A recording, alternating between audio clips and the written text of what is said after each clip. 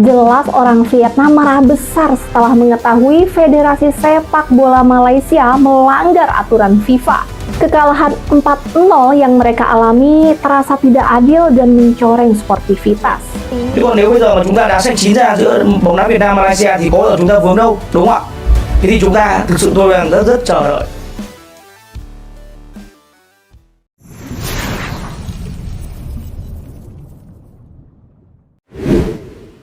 Memanas.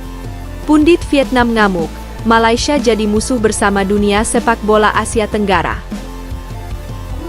And they're claiming to be Malaysian, and then just boom, they were like instantly in the starting 11. I'm not saying I know 100% these guys have zero Malaysian blood. What I'm saying is the process looked really weird. Gelombang besar amarah kini melanda dunia sepak bola Asia Tenggara. Situasi yang tadinya sekadar perdebatan kecil antara federasi kini berubah menjadi konflik terbuka yang memanaskan suasana seluruh kawasan. Malaysia, yang dulu disebut-sebut sebagai saudara serumpun bagi banyak negara ASEAN, kini justru menjadi pusat kecaman dan hujatan dari berbagai penjuru. Nah, ketika kebodohannya mereka ini, ketol-elannya mereka ini terbongkar seperti itu, makin panik dong. Dinamika di media sosial di negara-negara ASEAN ya, semuanya itu sedang mengenyek Malaydes ini gitu ya. Jadi ada Thailand, ada Filipina gitu ya, ada. Di antara yang paling keras bersuara adalah pundit dan pengamat sepak bola Vietnam, Nguyen Tran Duc, yang dalam siaran langsung di televisi nasional Vietnam menyebut Malaysia sebagai musuh bersama dunia sepak bola Asia Tenggara. Pernyataan yang mengguncang itu keluar dengan nada tinggi dan penuh emosi. Dalam acara Felix Spotlight yang tayang di stasiun TV Vietnam Sports Channel, Nguyen berteriak lantang sambil menunjuk layar yang menampilkan berita tentang skandal sepak bola Malaysia. Cukup sudah. Malaysia telah mempermalukan sepak bola Asia Tenggara. Mereka bermain curang, mereka memanipulasi, dan mereka menghancurkan semangat fair play yang selama ini kita junjung. Serunya, membuat suasana studio mendadak tegang. Cuplikan kemarahan Nguyen itu langsung viral. Dalam hitungan jam, video tersebut ditonton lebih dari 5 juta kali di platform media sosial Vietnam dan disebar ke seluruh kawasan Asia Tenggara. Tagar boykot Malaysia Football bahkan mulai menjadi tren di beberapa negara seperti Indonesia, Thailand, Filipina, hingga Singapura. Para penggemar sepak bola ASEAN sepakat, Malaysia telah melewati batas. Kemarahan itu bermula dari laporan yang beredar luas beberapa minggu terakhir. Federasi Sepak Bola Malaysia (FAM) dituding melakukan pelanggaran serius dalam proses naturalisasi pemain untuk memperkuat skuad Harimau Malaya di ajang internasional.